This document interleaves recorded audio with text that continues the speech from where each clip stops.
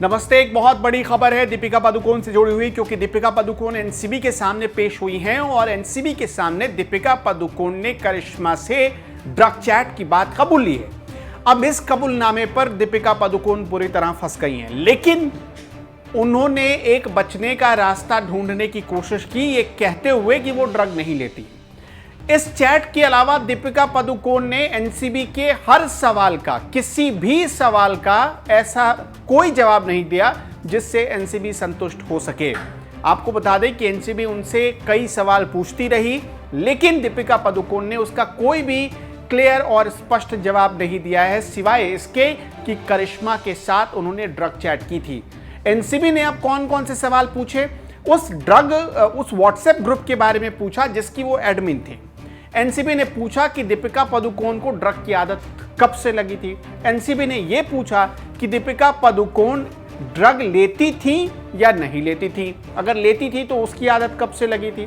Drug खरीदने के लिए किन किन लोगों से बात करती थी, क्या कोई ऐसा भी ग्रुप था जो कि इंटरनेशनल ड्रग कारोबार से जुड़ा हुआ है। एनसीबी ने यह भी उनसे सवाल पूछा।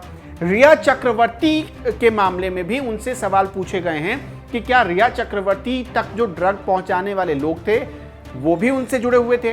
इसके साथ साथ क्वान पर भी उनसे बहुत सारे सवाल पूछे गए हैं, लेकिन किसी भी सवाल का दीपिका पादुकोण ने स्पष्ट जवाब नहीं दिया। यानी उनके जवाब से जब एनसीबी असंतुष्ट हो गई, तब दीपिका पादुकोण और करिश्मा को आमने सामने बिठाया गया और तब पूछताछ की गई। यानी जो करिश्मा ने 2 दिनों में एनसीबी को जो बताया है, उसके आधार पर अब दीपिका पादुकोण से करिश्मा के सामने सवाल पूछे जाएंगे।